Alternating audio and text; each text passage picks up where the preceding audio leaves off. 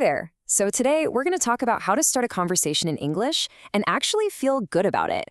And we're not going to do it by memorizing some dusty old textbook. Nope. We're going to tap into something you've already done before, learning to speak for the very first time. You know, like kids do. They're curious, they just go for it, and they aren't afraid to try. That's going to be our inspiration. Let's dive in. You know that feeling, right? You've got something you want to say, but your brain just hits the pause button. You freeze up. Well, that's a totally normal fear, and it's the first thing we're going to tackle. By the end of this, you'll have a simple little roadmap to help you walk right past that nervousness. Okay, so where do we start? We start with the absolute basics. Think about it like you're playing with building blocks. First, you just need the blocks themselves. That's your vocabulary. And then you need a way to snap them together, and that's your grammar. So how many of these blocks do you really need to get started? 1,000,000? 100,000? Take a look at this number, 3,000. What if I told you that this one number is basically the secret key to unlocking most everyday conversations? It's absolutely true. For the most part, native speakers just use a core set of about 3,000 words in their day-to-day chats.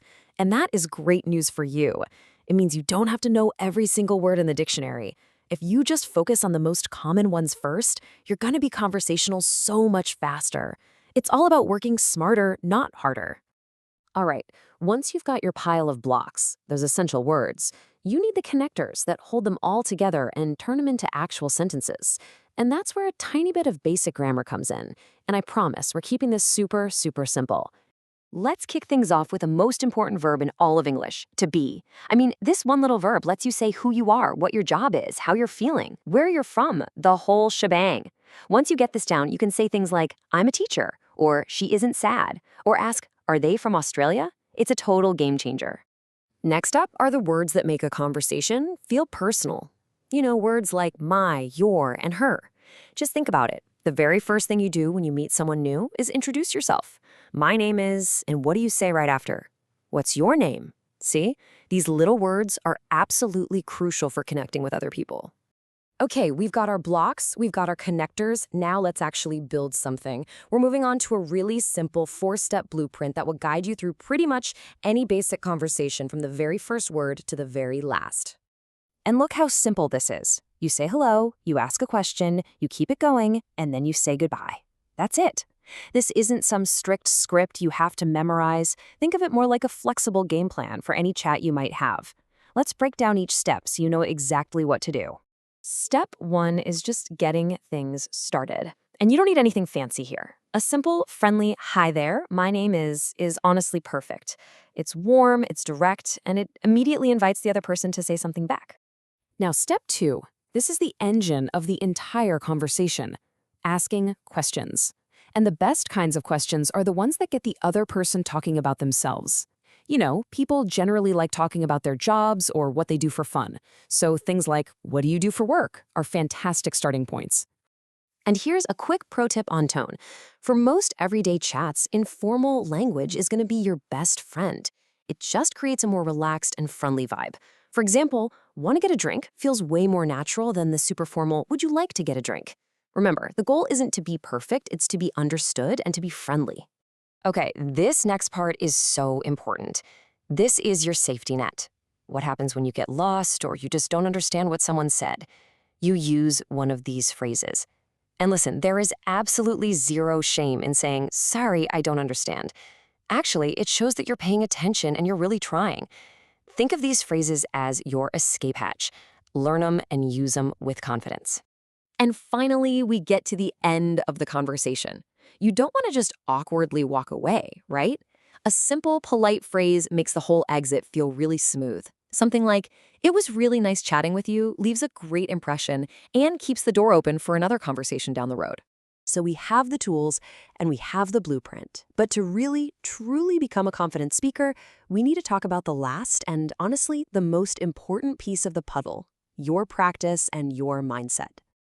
Now, this might sound a little backward at first, but one of the biggest secrets to speaking better is listening better. It's true. The best speakers are almost always the best listeners. It's how your brain just soaks up the natural rhythm and the flow of the language without you even really trying. And I'm not just talking about hearing words go in one ear and out the other. I'm talking about active listening, This means you're fully tuned in. You're trying to understand the meaning behind what they're saying, not just waiting for your turn to talk. It's all about making a real connection. Now for my absolute favorite technique, mainly because it's the most natural way to learn anything, imitation. This is exactly how we all learned to speak our first language when we were kids. You just listen to how something sounds, and then you copy it. This literally trains your mouth, your ears, and your brain to all work together, and it helps you sound more natural way faster. And here's how you do it. It's so simple. Find a short audio clip from a movie or a show. Listen to it really carefully. Then repeat what you heard and record yourself saying it. Now, the magic happens in step 3. You compare your version to the original. Where are the little differences in pronunciation? Then you just correct it and try again. This little cycle is incredibly powerful for improving your accent.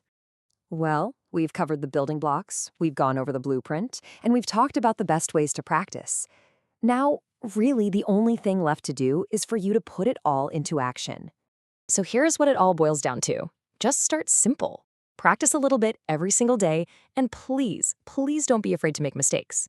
Every single mistake you make is just proof that you're trying, and that is the only way you're going to get better. And I want to leave you with this final thought because it's just so important. Your goal isn't to impress people with a bunch of big, fancy words. Your goal is just to connect and be understood. Being simple and correct is always, always better than being fancy and incorrect. So let's make this real. Don't just close this and forget about it. I have a challenge for you. Pick one, just one, new phrase you learned today. Maybe it's a greeting, maybe it's a question, or maybe it's just, could you say that again, please? And then make a little plan to actually use it today. Because the truth is, you're only one conversation away from starting.